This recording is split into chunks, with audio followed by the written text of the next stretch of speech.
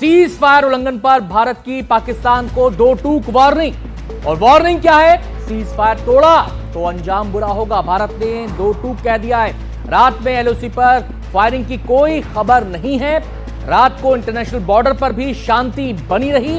Border पर कोई drone activity नहीं दिखाई दी। हालांकि आपको बताएं, जिस समय सहमति का ऐलान किया गया था उसके बाद पाकिस्तान ने हिमाकत की थी। उस रात को, यानी कि शनिवार की रात को पाकिस्तान ने हिमाकत की थी, लेकिन थोड़ी देर की कार्रवाई के बाद चीजें शांत हुई और रविवार को ऐसी कोई घटना नहीं देखने को मिली। आपको बता दें कि एक पैटर्न खास तौर पर देखा गया था जिसमें 7:45, 8, 8:30 इसके बीच पाकिस्तान अपनी नापाक कार्रवाई को अंजाम देता था और भारत उसका मुंहतोड़ जवाब देता था। शनिवार को भी सहमति बनने के बाद उसने ऐसा ही किया था, लेकिन वो अपने मंसूबों में कामयाब नहीं हो पाया। रविवार को शांति रही और अब बॉर्डर के इलाकों में जनजीवन तस्वीरों के जरिए आप देख सकते हैं एक प्रकार से सामान्य बना हुआ है। सीधे हम रुक करेंगे, हमारे संवाददाता मुकेश सिंह सेंगर जुड़े हुए हैं। इसके अलावा श्रीनगर से हमारे संवाददाता रणवीर सिंह भी हमारे संवाददाता यहां पर जुड़े हुए हैं। तो श्रीनगर से हमारे साथ मुकेश सिंह सेंगर हैं और रणवीर हमारे साथ राजौरी से जुड़ रहे हैं। रणवीर, पहले आपके पास यहाँ पर आऊँगी। उसके आसपास के जो सेक्टर है, मेंढर है, पुंछ है, वहाँ पर भी आप पहुँचे हैं। क्या हालात इस वक्त आप देख रहे हैं और रात कैसी गुजरी रणवीर, ये भी बताएं हमारे दर्शकों को। देखिए, कल मैं दिन भर पूंछ में था और अभी इस वक्त राजौरी में हूँ। आसपास में मेंढर है और बाकी जो इलाके हैं, यहाँ पर कुछ घटना परसों रात के बाद से नहीं हुई है, लेकिन एक ऐसा तनाव है जिस तनाव को शायद महसूस किया जा सकता है, बयां नहीं किया जा सकता है। लोग दुकानें बंद किए हुए हैं, घरों के अंदर बैठे हैं, घरों की छत पर जाने से बच रहे हैं, सड़कों पर बेवजह निकलने से बच रहे हैं। कोई इस तरह का इंस्ट्रक्शन प्रशासनिक तौर पर नहीं है कि आप बाहर ना निकलिए, लेकिन बावजूद उसके लोगों को यकीन नहीं है कि पाकिस्तान अपनी हरकतों से बाज आ सकता है। उन्हें अभी भी ये लग रहा है कि सीज़फायर हो गया है, लेकिन बावजूद उसके कभी भी वायलेशन हो सकता है, कभी भी शेलिंग शुरू हो सकती है। और इसी वजह से जब हम पुंछ से निकल के राजौरी की तरफ आ रहे थे तो कई जगहों पर रास्ते में रुक के हमने लोगों से बात करने की कोशिश की। इक्का दुक्का जो लोग सड़कों पर कहीं दिख गए, उनसे हमने जब जानने की कोशिश की तो पता चला कि दिन में लोग अपने घरों में रहते हैं, लेकिन शाम ढलते ही जैसे अंधेरा होता है वो घरों से निकल के आसपास के जो स्कूल्स वगैरह हैं वहाँ जाकर इकट्ठा सोते हैं कि कम से कम अगर कहीं से फायरिंग शुरू होती है तो कोई सोया ना रह जाए, कोई घटना उनके साथ उनके घर में ना घट जाए।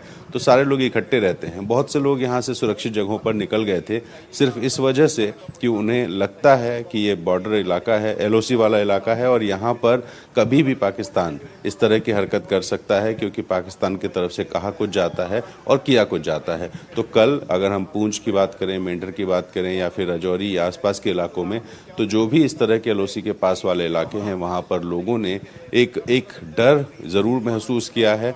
हालांकि प्रशासन की तरफ से कोई ब्लैकडाउन का आग्रह नहीं किया गया था, लोगों से किसी तरह के कोई दुकानें बंद करने को नहीं कहा गया था, लेकिन बावजूद उसके सड़कें सूनी थी, सड़कें अंधेरी थी, लोगों के घरों पर ताले जड़े हुए थे, लोग स्कूलों में जाकर के या किसी मंदिरों में जाकर के या गुरुद्वारों में जाकर के शरण लिए हुए हैं। और इसलिए कि उनके घर में बुजुर्ग या बच्चे हैं, तो अगर पाकिस्तान कोई हरकत करता है तो उन्हें बचाने के लिए उन्हें घर से निकलना मुश्किल होगा, इसलिए कम्युनिटी सेंटर्स में वो अपनी रात गुजार रहे हैं। आते हैं रणवीर आपके पास। सीधे हम रुक करेंगे श्रीनगर का। मुकेश सिंह सेंगर हमारे संवाददाता वहां पर मौजूद हैं। मुकेश, राजौरी में सूरत हाल रणवीर ने बताया, श्रीनगर में आप क्या देख पा रहे हैं, वहां पर लोग कैसा महसूस कर रहे हैं, क्या असर इस सहमति का जो फायरिंग को लेकर बनी है कुछ दिखता है सड़क पर? देखिए, भारतीय सेनाओं ने जो कल कड़े शब्दों में पाकिस्तान को चेतावनी दी थी उसका असर अब ज़मीन पर भी दिख रहा है। बीती रात से एलओसी पर कहीं भी फायरिंग की कोई खबर नहीं है, ना ही कोई ड्रोन एक्टिविटी यहाँ पर हुई है। इसके साथ में जो पंजाब का इंटरनेशनल बॉर्डर है वहाँ पर भी बिल्कुल शांति है, कहीं भी ड्रोन एक्टिविटी नहीं देखी गई है। पहलगाम हमले के बाद में श्रीनगर में आ गया था और करीब 22 दिन बीत चुके हैं। ऐसा कोई दिन नहीं होगा जब एलओसी पर फायरिंग ना हुई हो और पाकिस्तान की तरफ से उकसावे वाली कार्रवाई जो है वो ना की गई हो। लेकिन जब एयर स्ट्राइक हुई तो एयर स्ट्राइक के बाद से पाकिस्तान की ओर से फायरिंग काफ़ी तेज़ कर दी गई, हैवी फायरिंग हुई और इसका असर ये हुआ कि जो एलओसी के पास गांव और शहर हैं वहाँ के लोगों ने अपने घर छोड़ दिए, क्योंकि घरों में भी काफ़ी नुकसान हुआ है।